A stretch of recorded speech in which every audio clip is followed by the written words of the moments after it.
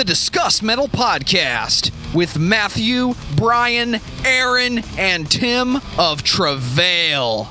Hosted by Dan Terry. Presented by discussmetal.com.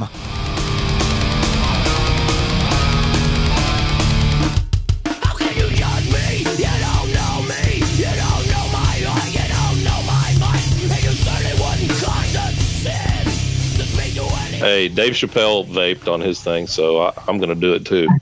Hey, we did a stream the other night with Christian Machado, who was the singer of a band called Il Nino. I don't know if you remember them. Oh yeah, we were talking to him last night for 3 hours about the band Death. Death, yeah.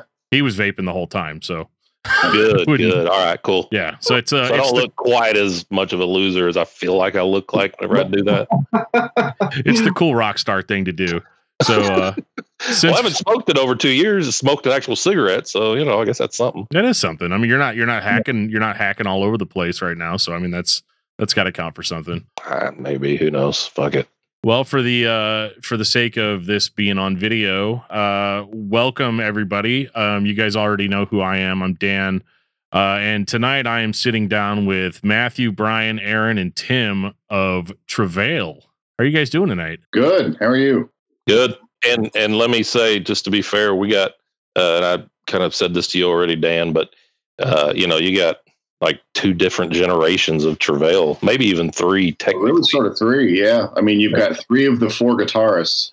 Yeah, it's all guitarists sitting here, and then me. Yeah. No drummer, no bass. Yep. Cliff, I don't know where the fuck that dude is anymore. I know where Cliff is. Oh, well, I should ask you to ask him to join. He probably wouldn't join though. He probably not.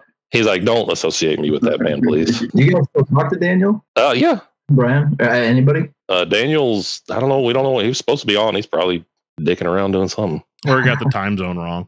Something like that. I haven't seen Daniel and Brian in a long time, but Matt's my best friend. So I guess, dude, it's been what, like a year because of COVID? Yeah. Yeah. Or over a year now, I think. It's crazy. Sorry, Dan. Didn't mean to take over there. Oh no, you're good. You're good. No, so it's funny. We were just talking before we started recording about how you're like, yeah, I mean, nobody cares about that stuff anymore. And we're all comfortable with that. I've actually found in doing this podcast that a lot more people still care than you would think. Because I started this show just because I wanted to talk about bands that I listened to growing up, bands that were formative for me. And it's crazy to see how many people have kind of come out of the woodwork and been like, oh yeah, I remember that band. Or in certain cases, oh yeah, I was in that band or things like that.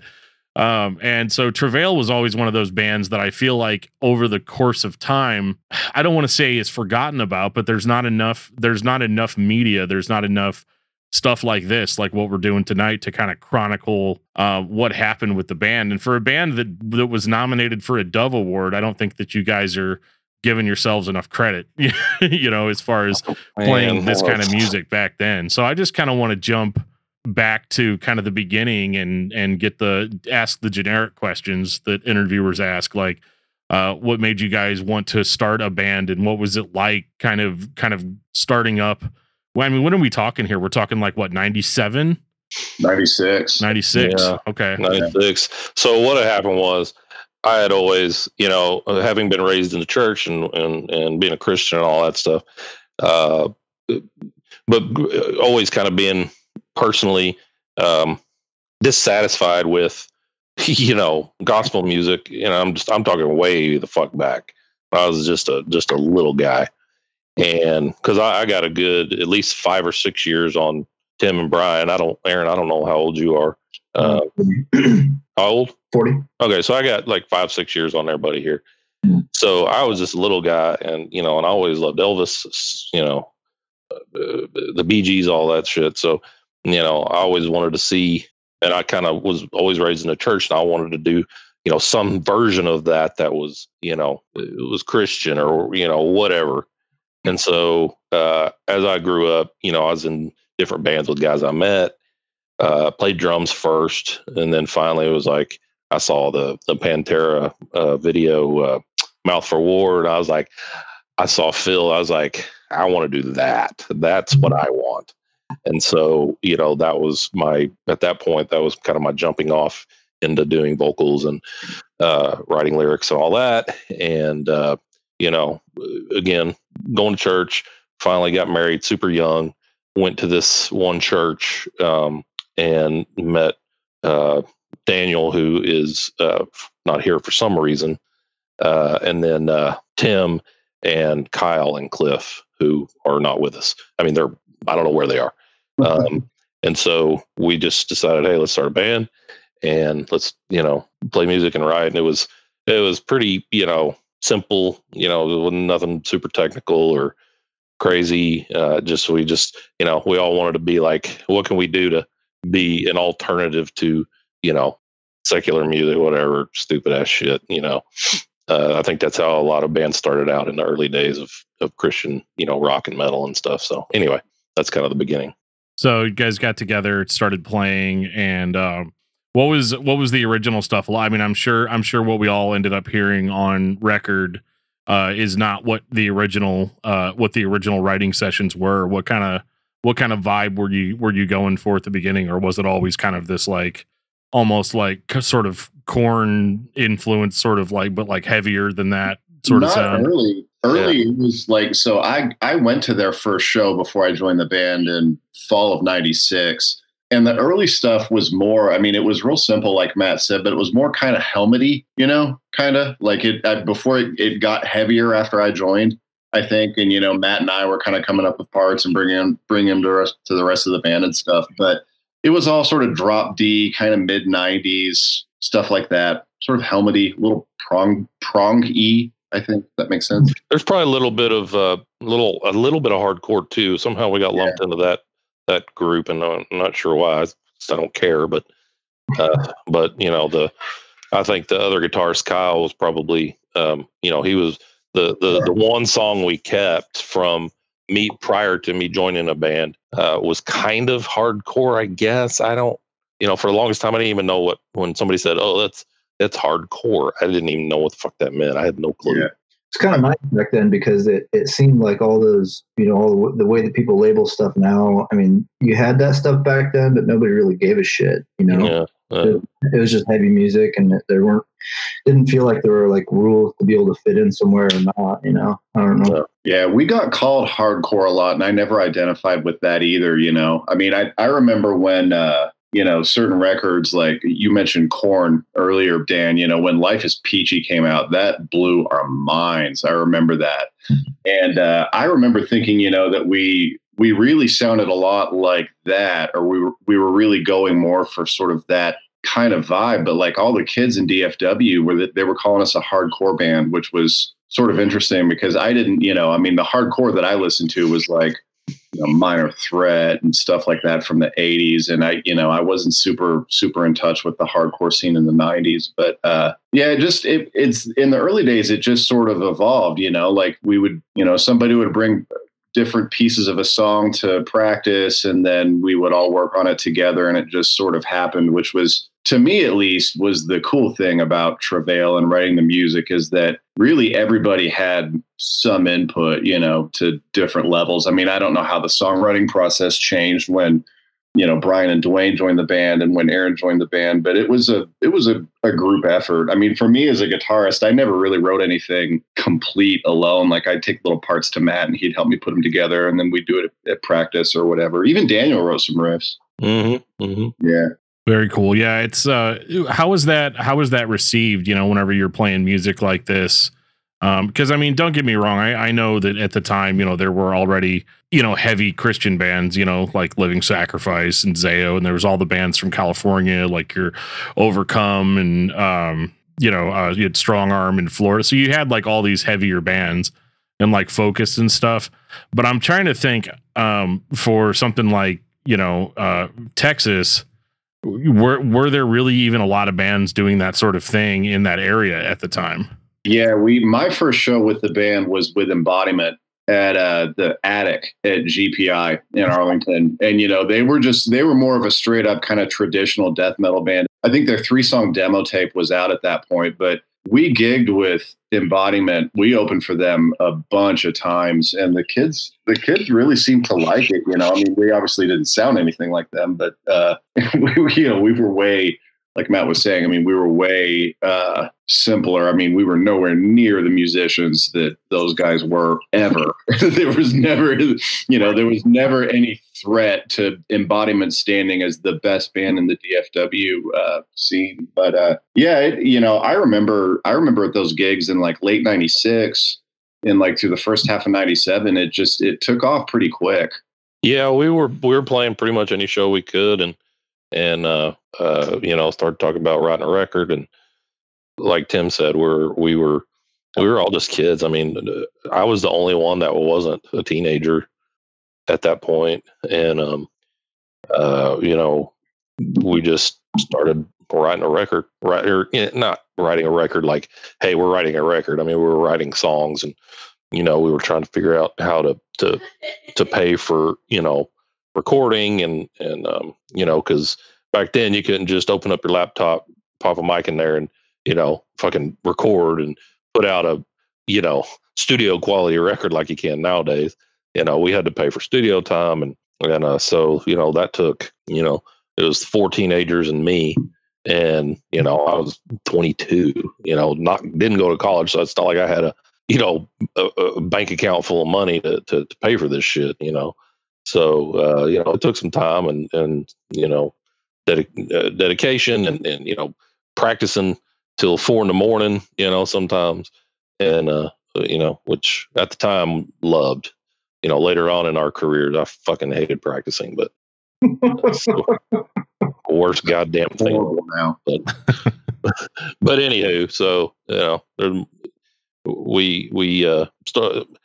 I don't remember the exact timeline, but we had recorded like 3 songs, and then Tim, you can chime in on this part too. Oh yeah, we did record. What was it? Your Mind, Nothing, and what was the other one? Was it Beaten? An early version of Beaten? I don't even remember. Yeah, maybe. Yeah, I think so, probably.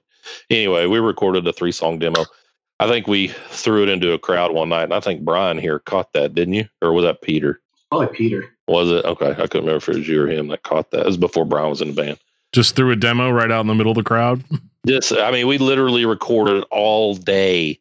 We got an unproduced demo and hauled ass from Burleson, or Joshua rather, Texas, which is kind of south of Fort Worth. A good, I don't know, if to where we were at, it's probably an hour drive, and then all the way from there, all the way out to Arlington. And we had a show, and we had like maybe 1, maybe 2 tapes, and we were so excited to just give them away, so that was kind of the early recording the early parts of our recording and all that shit. So that would have been like what, 97, 98, sometime around there. Yeah, Tim, was that? It was 97, I think. Yeah, 97. Yeah, because I think we put the full CD out in like early 98. I want to say. Yeah, dude, I don't remember. Yeah, God, that was so long ago. Well, when you guys put that first record out, that was just completely independent, right? You guys just put that out by yourselves, or? Yeah, sort of. We had met this dude, Steve Inge was his name, and he owned a bike shop, like a BMX shop / skate shop, not too far from where I'm at right now. And but he also had a couple brands that he had. That he did the designs for and all that. Trying to promote them. They're called Poor Boy was one of them, and Allied was the other. Hey, we have a visitor. There we go. Anyway, and so he offered to pay for the record, and so he paid for it, and so we were able to. He didn't really give us a budget per se. He just said, "Go make a full record, and I'll pay for it." And we put his logos and stuff on the record, and he gave us a bunch of free clothes. He gave us a bunch of free shit. That's cool. So that was pretty cool. Now that was a full length record. Is that a record that is like pre the Pluto Records material? Well, because I don't know if I've heard that. It's the same record. Okay, it's the same record. So I think we recorded. You know what? I'll be right back. Sure. We recorded like 8 or 9 songs for that. I can't even remember how many it was. It may have just been 8.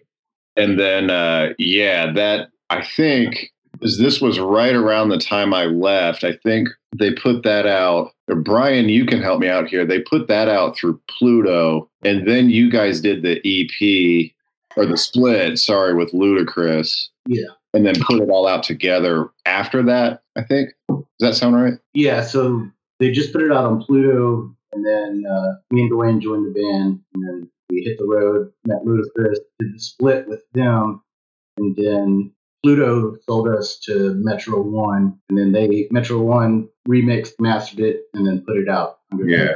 Okay, yeah, because the CD that I have, it says like tracks 2, 3, 5, 6, 7, 8, 9, 11, and 12 were all from a previous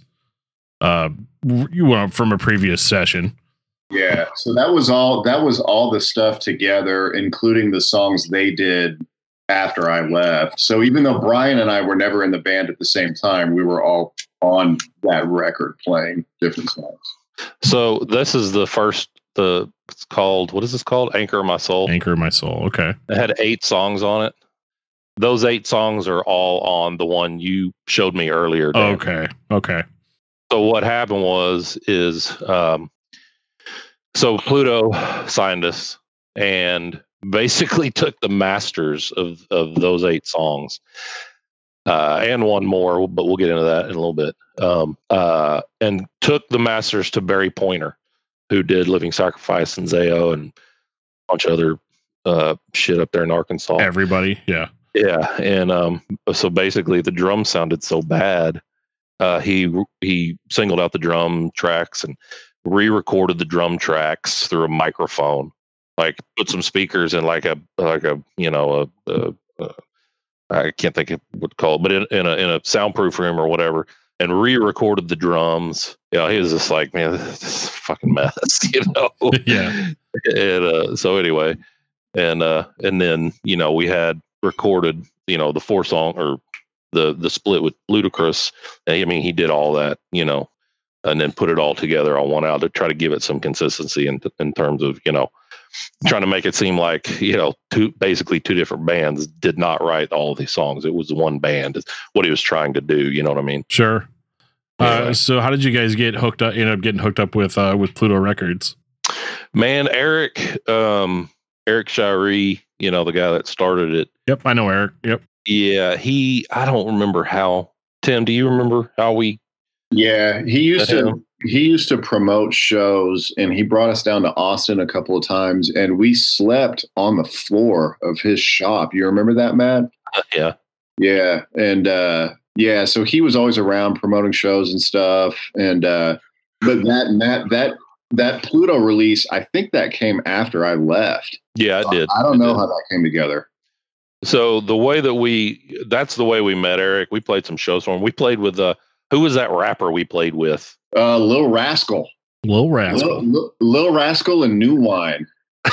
New Wine. That was the dude that was real scary. Yeah. He looked like Snoop Dogg, but he was about 100 pounds heavier. And that was an amazing show. Yeah, that was fun. But anyway, so that's kind of how we got to know Eric, you know. And then he ended up moving up here with his family. And, you know, we just stayed in contact. He always came to shows and sold records had a table full of, you know, independent stuff. You know, he could get stuff from Solid State and all those labels. And so we just got to know him real well and became friends. And, you know, eventually when he met this other dude, Brian Coble, who I think ended up running Pluto, you know, apart from, I think Eric ended up leaving. Don't quote me on that. Yeah, he left, I think, about halfway through the lifespan of that label. Yeah. So Brian Coble took over, but Eric was still there at the time. And that's whenever he started talking to us about, you know, signing. And of course, Tim had left, but Brian was there and Daniel. And so we just said, fuck it, let's, you know, they were on the cusp of, you know, we were the first band they signed, if I remember correctly. And, you know, then they turn out, you know, Horse the Band and As I Lay Dying and, you know, all these bands that kind of went on to become pretty decent, you know, bands. So, Well, and that's the interesting thing is you guys did this split with Ludacris that, you know, famously went on to be Norma Jean. You know, that's always an interesting period of that band that is just seems kind of, I think a lot of fans aren't really aware that they basically had like a career, you know, prior to being Norma Jean. And you even reference them in a song at one point. Which is so funny because I always thought that was like, it's like, and then I remember Myrtle Beach and all my boys in Ludacris, you know, like, you know, I'm blushing right now if you can't tell. Hey, it's all right. As a teenager, though, I thought it was awesome. I mean, when I was listening to the record, I was listening to Beautiful Loneliness today while I was doing the dishes. And it was like, you know, really, really getting into it again as far as the teenager goes, that teenager mindset of like, you know, when you're older and listening to a record, you're like, why did I even like this? But like that record, for whatever reason, despite maybe if some of the lyrics were a little cheesy, there was a genuine sort of emotion behind it. You know what I mean? Yeah, like a real human drive to it, you know? Oh yeah. And that's the way that I always wrote. It was always, you know, I wanted to, that was always kind of my motivation, you know? And at the time, fucking Limp Bizkit was the biggest thing in the world. And I mean, how cheesy are his lyrics? I mean, they're pretty fucking cheesy. And, you know, I thought, well, fuck it. If Fred Durst can do it, I can do it too. You know, so I was just like, who cares, man? You know, let's just have fun. And, you know, and I think the, you know, I wasn't trying to be pretentious, in any way. I was trying to have fun. You know, I was trying to, you know, it's not like there's no thought provoking ideas, you know, in our lyrics. It's just, I also didn't mind being a little goofy. And, you know, like I said, I hope, and then certainly always tried to not be pretentious, like, you know, like some other people that we were talking about earlier before we started recording, you know. Right. I just, pretension was always the fucking worst thing, especially for us as a band. Was, you know, we weren't signed. We weren't, you know, we were big locally, and we weren't good enough to be pretentious though. Yeah, like we weren't. Seriously, we weren't, and that was okay. I mean, like, you know, our songs were simple. I remember thinking it was really weird that, you know, like a lot of because there were a ton of punk bands in like 96, 97, 98, and they all seemed to really like us. And I never really understood it at the time, but I think it was because our stuff was just sort of simple and fun and catchy, and you know, it didn't take itself too seriously. And we always, you know, tried to have fun at shows. You know, we tried to, like any really great live band. I mean, and I'm not saying we were fucking Queen or anything, but you know, we had a lot of fun playing live, and you know, we involved the crowd, and you know, when we especially when we played locally, we'd pack that Club 412 was our house, you know, where we played. It was like our home field basically. Yeah. And dude, there'd be, you know, and it wasn't a huge place, you know, but 400 people would pack it out, and it just looked like a fucking ocean of people, you know, just back and forth. Just the whole place was, and so, you know, we had a good time. It was fun, but now as a 42-year-old man, that sounds horrible. Yeah. Aside. I don't want to do it again. I mean, shit.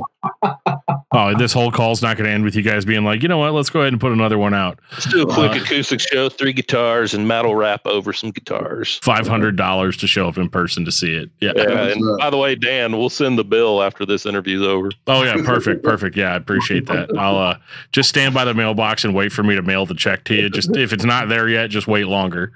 Like right, it's definitely on its way. Awesome. But you guys were interesting. So me and my friend Buddy, we were really into like the Christian music stuff when we were in high school. And there was a time where we felt like bands like it didn't get any better than stuff like POD, and Project 86 and Spoken and like those sort of bands.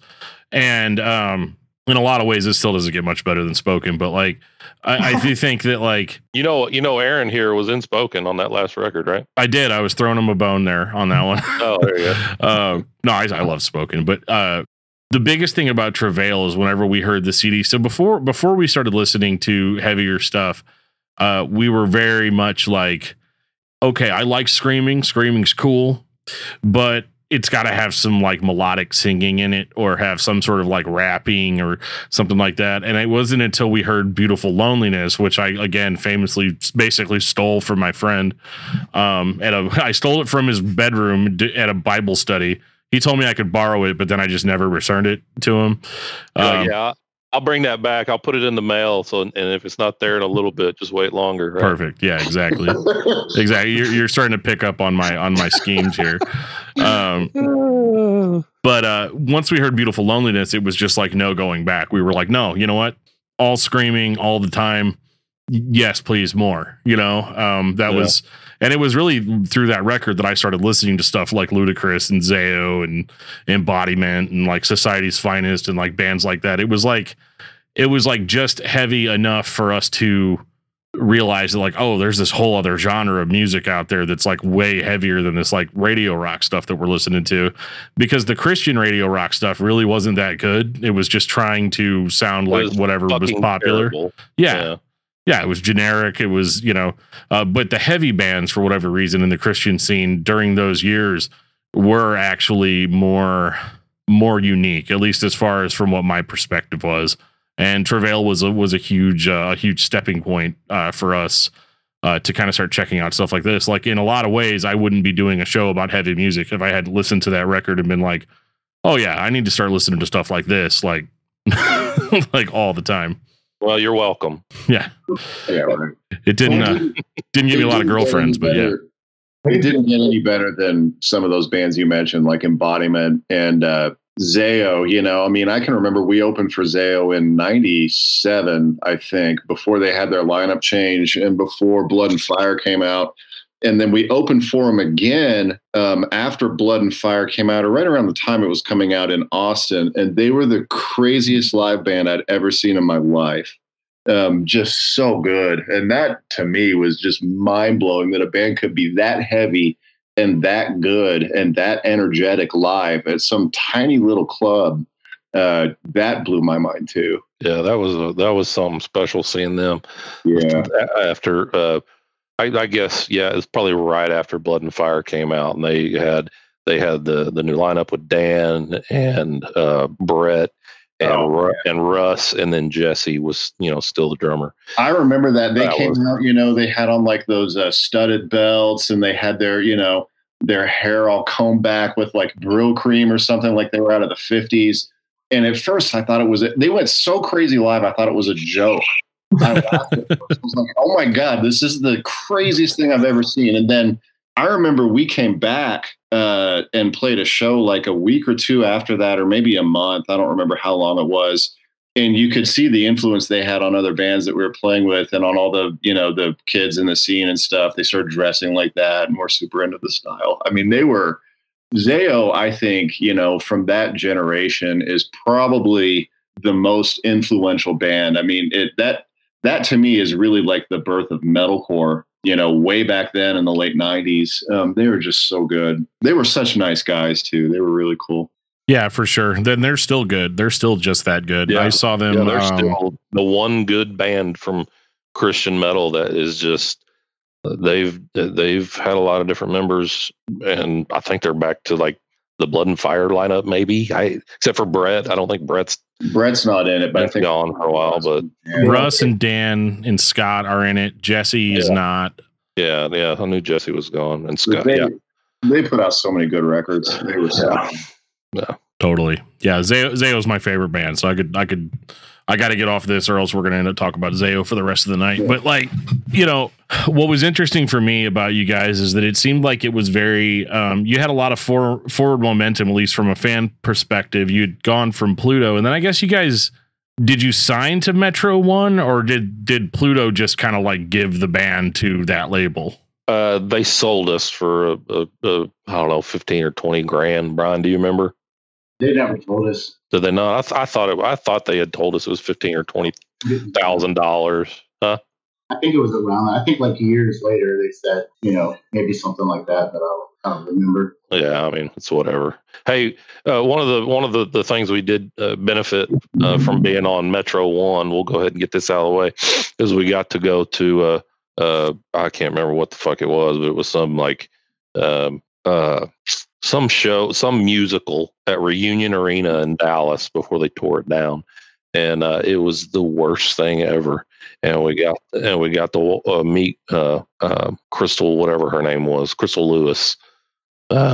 She like hopped off her giant bus and said, "Oh, hey, you guys are Travail." And I think it was just me and Daniel. Were you there, Brian? I was about to say, I have no idea what you're talking about. Yeah, I think it was just me and Daniel, our drummer, and he and I had gone to that, and or maybe it was me and Dwayne. Hell, it might have been Dwayne. Anyway, It's more like a Dwayne thing. it might have been Dwayne because I don't think Daniel had met her till he went on tour with Spoken for that one tour, and went to California with him. So anyway, yeah, we got to go to a really terrible Christmas. It was a Christmas musical at that at Reunion Arena for free, so we didn't have to pay for it. So, well, they can give you free stuff without having to like pay you, right? Like that's the label thing. Yeah, I think we got one royalty check for maybe $150, maybe. Yeah, let's split that, guys. Let's split that, 5 different ways. All right. I think we just put it in the band fund. It was like, fuck this. Anyway. Can make that easy with t-shirts in one night. Yeah. So I guess, the elephant in the room really is that, with a band that had momentum, you guys had a video for Return. And, I actually watched that video earlier. Nobody has a high quality version of that video on YouTube. It's very, very annoying. But you guys had that video and it looks like it was getting airplay, at least probably on the Christian alternative cable network. I don't even remember what they were called. They were like Sky TV or something. I don't remember what they were called. There's a logo on one of them. Whenever I do end up showing it to people, which isn't often, but I have shown people over the years, new friends that I've made or whatever. Sure. And I keep wanting to say Univision, even though I know that's not it. It might have been. Well, I don't think so. It's something else. But anyway. But yeah, you guys had that video, and you were actually nominated for like best like hard rock like in the Christian scene. Like a Dove Award. Did you guys actually like go to that award ceremony? We sure did. Me and Brian were there. I don't think Aaron, you hadn't joined the band yet, had you? No. And Tim was long gone chasing his career. It was just Daniel and Dwayne. Yeah, it was me, Brian, Daniel, and Dwayne. Yeah, we fucking drove up to Tennessee and was it the Grand Ole Opry, I guess? Is that where it was at, Brian? Yeah. Yeah. And we went in there, and the funny thing is we were nominated. I don't remember the other bands. The only band I remember also being nominated was Chevelle for their first record. Point number 1, I think that was called. Yeah. Chevelle, POD, and somebody else. POD won, I think. I thought Chevelle won. I thought it was POD. Yeah, maybe. I guess it doesn't really matter. But anyway, we didn't win. Right. POD is just going to win everything, right? Like that's. Well, at that point, they're literally the biggest band in Christian music at that point. So it sounded like you guys were pretty like staunchly in the Christian music industry. I don't necessarily know by choice necessarily, but just in that you guys were a Christian band. And was that kind of at that time, was it like that's just the scene that you had to be in, or was there like ever any attempt to kind of branch away from that? Anybody else can certainly speak to this if you'd like. It was always, early on, we were so young and naive, and we just wanted to serve Jesus, and so initially it was intentional, but the idea was always to kind of break out of that. But as you grow and as you change and as you mature and you start thinking about things differently and seeing things differently, even at that point, I still consider myself a Christian, and so I wanted to be a part of that. But some of the things that we saw other people doing, not that we certainly were not saints. Don't get it twisted there. It was just a real turnoff. And so eventually it just led to this fucking bullshit. It's all bullshit. The Christians part of it, not necessarily the playing shows, and the fans they were always great and fun chat with and all that stuff. So Brian, you might want to speak to that. You were there at that time. Dude, my favorite show is when we played with Clutch at the Bronco Bowl. Oh, Breaking away from like the church scene and like playing a legit club with a legit band in front of a, Yeah, Bronco Bowl was legit, man. I remember that night. Yeah. I forgot y'all played with Clutch. Oh, that's awesome. Yeah. Yeah. That's a big one. Yeah. Clutch probably forgot too. I remember being like real devastated afterwards because it was kind of our first big opening like that, and like we were jacked about it, and that club was full of people who did not give a shit that we were on stage, man. Yeah. They were waiting on Clutch, man, and they were like, I mean, there were a few people there that were, one of the ladies from the local, rock station, I think, wasn't it, Brian? That wasn't Cindy Skull, or was it? Man, I thought maybe not. Maybe I'm misremembering. But anyway, there were some people that were into us, but it was, mostly people just were like, "What the fuck is this bullshit? Where's Clutch?" Yeah. I mean, that's unfortunately the price you pay for playing with like a massive band like that is everybody's just, and you can't even blame them. I mean, there's tons of times where I've just stood there, like this, waiting for whoever, that I want to see. Absolutely. But no, that's a big show. And I guess just to rip this scab off right now, like, I mean, what happened? I mean, it seemed like you guys had kind of a good momentum going from a fan perspective, but I don't know what's going on behind the scenes. What ultimately led you guys to decide to kind of, I don't even necessarily think you guys quit as much as just kind of shifted over to doing a different band, if I'm not wrong. Well, Matt turned into a pompous asshole. Do what now? I said Matt turned into a pompous asshole. Oh, okay. Yeah. Got it. Yeah. Perfect. And that's not at all untrue. So, at the time, still being Christian, I had this kind of view and the view on how people should be and act, and I didn't think Brian and Daniel and Dwayne were acting right, if I'm being honest. And so, and my wife at the time was, pregnant. And I thought, you know what? I'm not doing this shit anymore. Fuck these guys. I'm out. And so, and like Brian said, I was being a prick and self-righteous but I did it nonetheless. And so that's kind of what happened. And I just said, I'm done. And, because of these reasons. And, it was just a big, dumb fucking, it's what religion does in general, in my mind. It splits people up. And fortunately we were kind of able to, overcome, that later years. But, it was like, we didn't talk for fucking years, Brian. I mean, and so, we did not like each other for a while. Well, as shocking as that might sound to somebody that's just listening, it's like, oh, well, I very much grew up in that environment too, that Christian environment where it's understandable from the perspective of you're raised a certain way. And for whatever reason, you've lived your life up to that point, not really ever kind of questioning that stuff and all that. Cause I've been there. I've been in bands before, and like, I remember yelling at a dude that was filling in on bass for us one time because he was smoking a cigarette outside of a church show. And, like, that's right. I look back on stuff like that with like so much cringe that I'm just like, I don't even know how something like that could happen. So whenever you say that, unfortunately, you're right. It makes total sense from the Christian band perspective. Right. And I'm frankly, when I think about it, it's a little embarrassing, a lot embarrassing that I couldn't, I couldn't get past it. And, it sucks, but, fuck, dude, that was, God, I don't even know how long, 2001, I think was the last Travail show that I played. And so, I couldn't get past it. I couldn't let it go. And, unfortunately, but, here we are now. Brian's still a friend. I'm in a text thread on my phone with him where he talks shit all the time. So he didn't just quit. He excommunicated me, Daniel, excommunicated from the church. Wow. I remember. I don't know that I did that. Oh, you helped. You aided. So, well, like you show up at church and they're just like, no, buddy, you can't go in.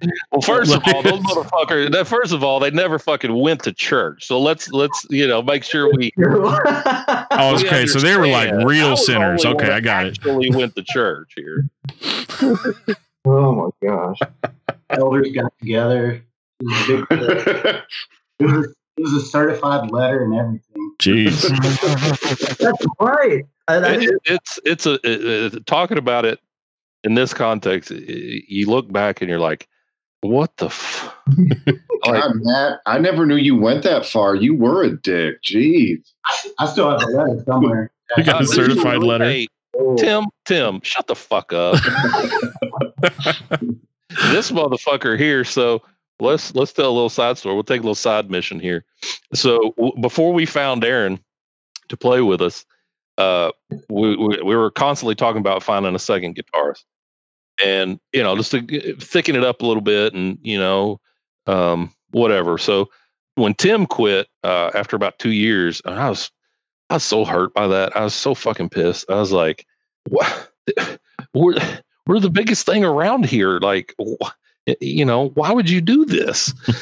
And of course, it was because his parents were sending him to college, and he had, real aspirations to be I don't know if he wanted to be a historian at the time, but that's he was afforded that opportunity, which is, now he's my best friend. And so, I can't imagine him having stayed in Travail. I mean, it was fuck that. So anyway, so I don't know, a year or two, once Brian and Dwayne had joined, we were always talking about, let's get a second guitar, So I was like, you know what? I'm going to fucking call Tim. And we didn't talk all that much. And so I guess I called him, or I don't remember how we got reconnected. Tim, do you remember? I don't remember. Oh, well, anyway, so we ended up, me and Brian and Daniel and Dwayne met Tim at a Taco Bell that was inside a gas station. The best kind. Yeah, I don't know why we met there in particular, but anyway, we were just like, we'd like you to come try out, basically, to rejoin the band, and so he did, and we were like, all right, cool. That means, about 2 weeks passed, and we were like, Daniel was like, hey, we want Tim to play, like half this set with us, just half the set. That way he just plays songs he already knows that he wrote, previously, and then we'll go. I learned one or two of Brian's songs. I remember. Oh, did you? Yeah. Oh, okay. Well, I couldn't remember. But anyway, so push comes to shove. Tim just calls and says, "Man, I can't play. My amp's jacked." I'm like, "Bro, we fucking know every band that's going to be on that bill. You can borrow somebody's head." He's like, "No, man, no. I can't do it, man. I'm sorry." And that was it. I didn't talk to Tim for 10 years after that. Yeah, wow. It wasn't quite 10 years. It was 5 or 6 years, 7 years maybe. But Maybe I was torn. I quit because it felt right, but I was torn between wanting to be in the band and wanting to do music and stuff, but also wanting to finish my degree and go on to graduate school. And that was a rough couple years for me, but it worked out in the end. Yeah. Was there any type of attempt to continue the band after you left, or did you just leave the band? Was there ever any attempt by the rest of you guys to like get a different singer, or to try to try to keep the band going? Brian? So there was a Dallas band called South 40. Mm-hmm. I don't know if you remember them or not. He's not from Dallas, Brian. He's from St. Louis. Okay. So their singer Kyle reached out to us and asked to join the band, and we wrote like 7-8 songs, played one show, and we were like, "Fuck this." It didn't go well. It was just dumb. It didn't feel right. Everything about it was awful. Yeah, we just called it quits. And then It's hard to replace me, yeah, Travis and Chase from Logic 34 called us up and was like, "You guys should move to Memphis and join our band." So like a week after that, that's what we moved up there. So Yeah.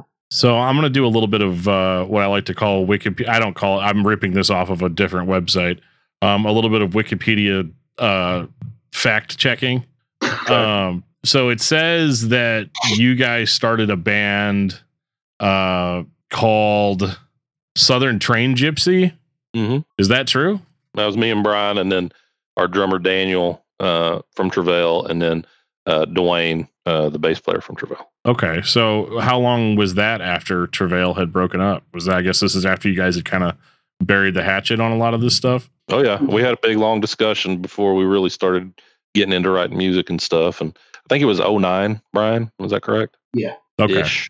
Yeah. It was 09. Yeah. So 09 and then all the way up through, I guess it's 2 years ago we played our last show, maybe. Has it been that long? I think so.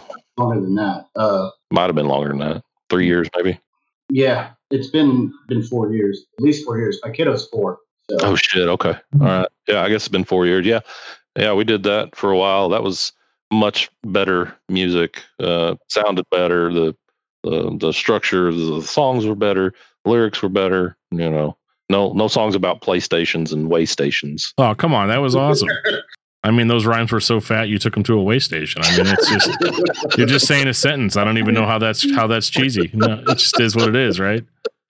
I would say probably my favorite lyric off of that CD though was the "cannot fall like the devil, got to whack him with a shovel." Like I just stuff like that, dude. Like me and my friends were just it's so dumb, but we were pumped for it, you know, whenever we heard it, because we were so, you know, I don't want to use the word brainwash, but maybe that is a good word to use. But I mean, we were so into it at the time. It got you hyped, dude. It got you hyped. It did. It was one of those things where it's like, yeah, see, my lifestyle choices are valid and they're cool. And there's this band that, you know, is reaffirming that for me, these lifestyle choices that I've made, even though I'm like 16 and have never made like an actual legitimate lifestyle choice, you know what I mean, like at any point. But yeah, and you're thinking, if the devil fucks with me, I'm gonna whack him with a motherfucking shovel. Yeah, man, I play Doom. Like I know how it goes. Like that's just what you do. That's why I wrote lyrics for 16-year-old boys. Yep. I mean, did very well. Yeah. Actually, I loved that. Like I was a huge fan of that record. I mean, before I moved there to play with you guys, like I kind of, you know, devoured the entire shelf of heavy music at my local Christian retailer, and that it was a game changer, man. I had myself and two buddies of mine just like take that record alive, just because it was kind of a break from pretty much anything else we've been listening to. I mean, yeah, I was a fan before I was ever in the band for sure. It's always nice to hear those things. Believe me, I mean.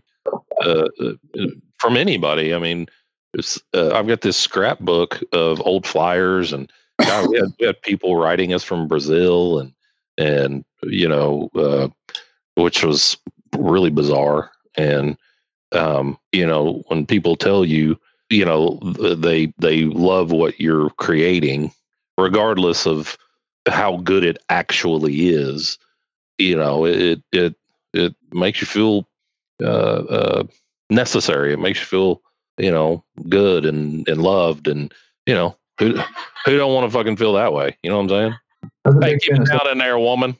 I was a big fan of everything you guys did afterwards too, Southern Train and everything. I thought that shit was great. So. Now I'm gonna have to check that band out because I have not listened to it at all, really. But I'm gonna have to check it out. Some music journalist I am, but like.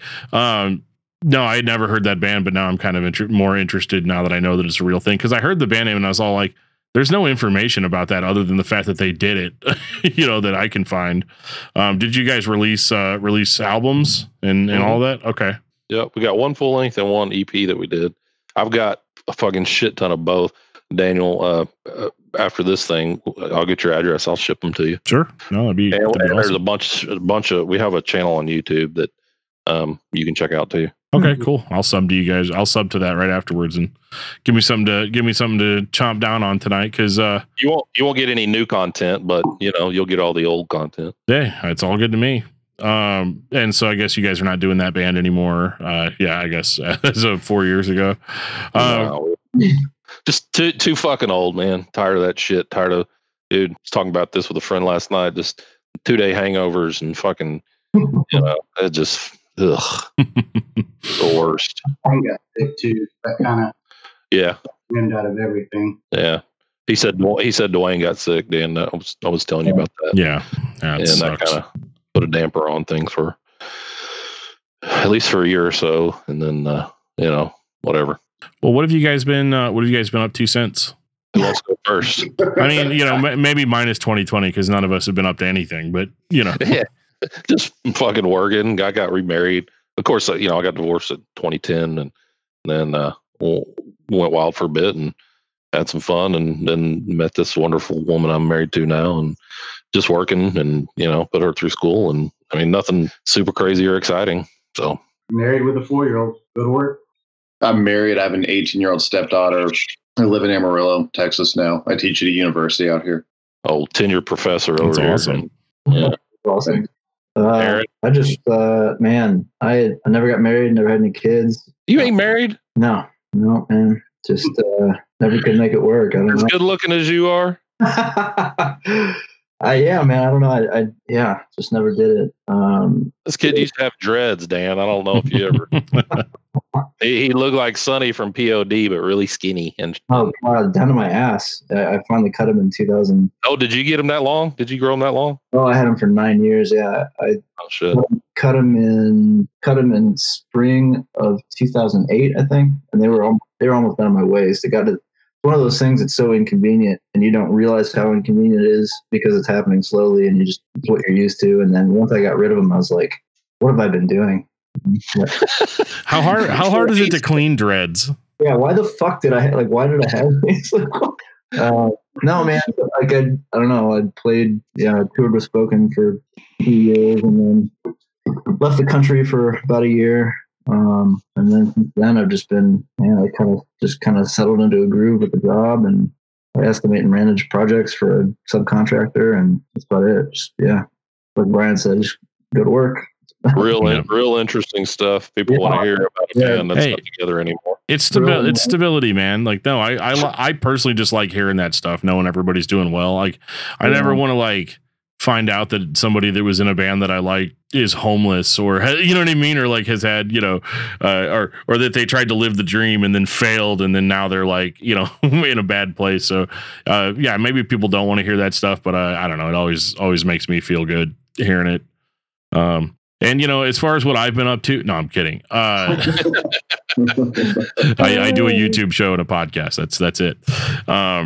Daniel's kind of living the best of both worlds. What is Daniel doing? Daniel is, I don't even know what his job title is. Daniel gets paid to travel around the country and party. What? Yeah. That's cool. Yeah. He paid a lot of money to do it. Wait, who does he work for? Multimedia Solutions. Okay. That makes sense, actually. Yeah, they put fucking audio into fucking Mark Cuban's house and other rich people. Yeah, so they hang with cool people and go to parties and stuff, and they probably set up. Yeah. No, that's actually a very profitable industry for sure, because your entire clientele is loaded. Mm-hmm. Oddly enough, that thinking about Daniel, that kind of makes sense. Yeah, a little bit. Well, hell, him and Brian used to do DirecTV for years. Oh, really? No joke. That's how I used to do DirecTV. Oh, that shit, and then I don't remember exactly what happened, but they both stopped doing that, and Daniel was doing contracting for his dad or something, and then somehow got hooked up with this other company, and was it maybe Mikey worked there already or something, Brian? Yeah, Mikey. Yeah. Anyway, so that's he started out as an installer, and now he's like pretty much like vice president of operations or whatever. Yeah. That's awesome. I wish I'd have stuck with that kind of work. That DirecTV. I just got tired of walking on people's roofs. Like that just. It was just too much of a terror inducing sort of thing, especially when it was like really cold outside and like you're just ready to really, really steep roofs. Yeah. Hey, he's probably at the playoff game. He's probably at the what? Probably at the playoff game. Which one? I don't know. Oh, getting arrested somewhere. They didn't want to just drop everything and do this. Right. Son of a bitch. I gave you a week notice. Come on, man. That's awesome. Well, guys, I really appreciate you guys coming on and doing this. It's one of those things where, I know, Matt, when I'd reached out to you, I guess it was like a year ago now. I remember your response being essentially like, yeah, I mean, it sounds cool. Like, but do you think anybody actually would care? Anybody cares?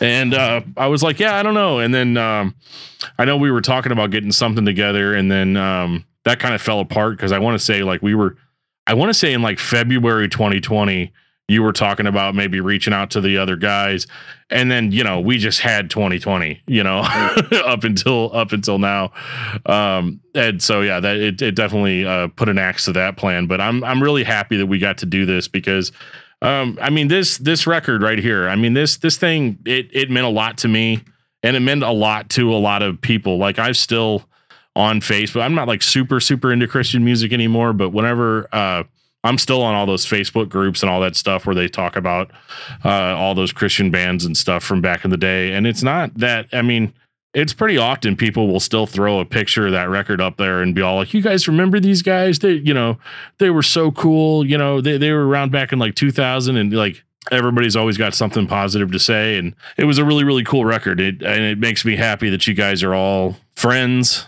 that you're doing well. And I'm glad that we got to do this because now I feel like this is the most definitive kind of history of the band, that exists online.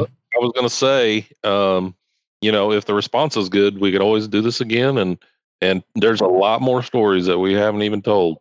For sure.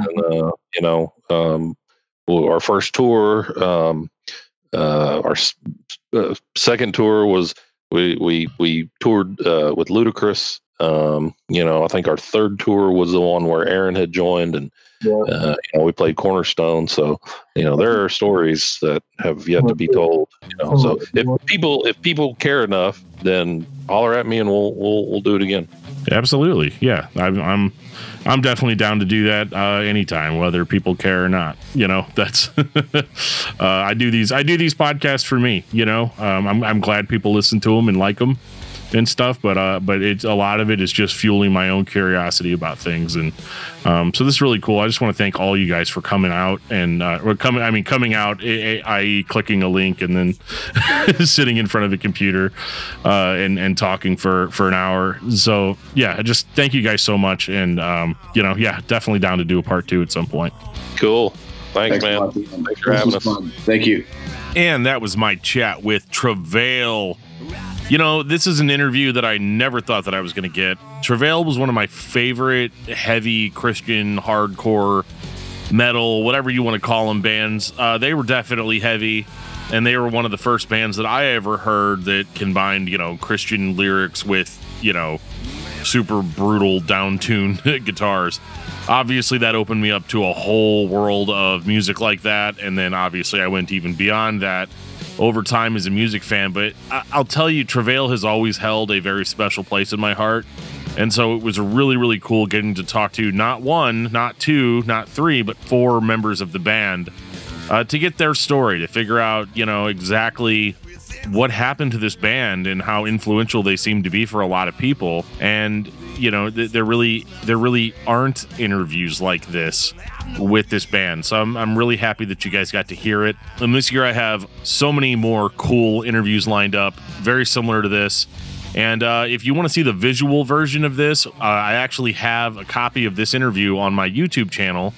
If you go to YouTube and search for Discuss Metal Dan, make sure you're subscribed to my YouTube channel to get video interviews just like this one. If you watch it on the YouTube, it's raw, it's uncut, and even has some pretty funny moments that, that didn't get edited out. And so if you're into that really raw, cool stuff, then awesome. And if you're a Patreon subscriber, then you've already seen it. So hats off to you. Guys, I want to thank you so much for checking out this episode. If you want to leave any kind of feedback on Discuss Metal, make sure to send us an email at danandjoeshow@gmail.com. Check us out on Facebook along with Discography Discussion at facebook.com/discography discussion. Follow us on Instagram at Discuss Metal, on Twitter at Discuss Metal. You can also join our Discord server, and there will be a link in our show notes that'll take you to our Discord server where people from all around the world are chatting about the show and metal in general pretty much all the time. There's a great community over there. If you guys want some Discography Discussion merch, you can check out our Teespring store where we have shirts, we have coffee mugs, we have cell phone cases, we have very comfortable socks, hoodies, all kinds of stuff over there with the Discography Discussion logo on it. We are working on a Discuss Metal logo that we will unveil here in probably about a month or so. definitely make sure to stay on me on that because I'm very, very, very excited about it. And guys, as always, keep giving us band suggestions. Give us suggestions on people that you'd like to hear us talk to on Discuss Metal. And you can find our other podcasts all at discussmetal.com. I hope you guys enjoyed this one. There's more to come.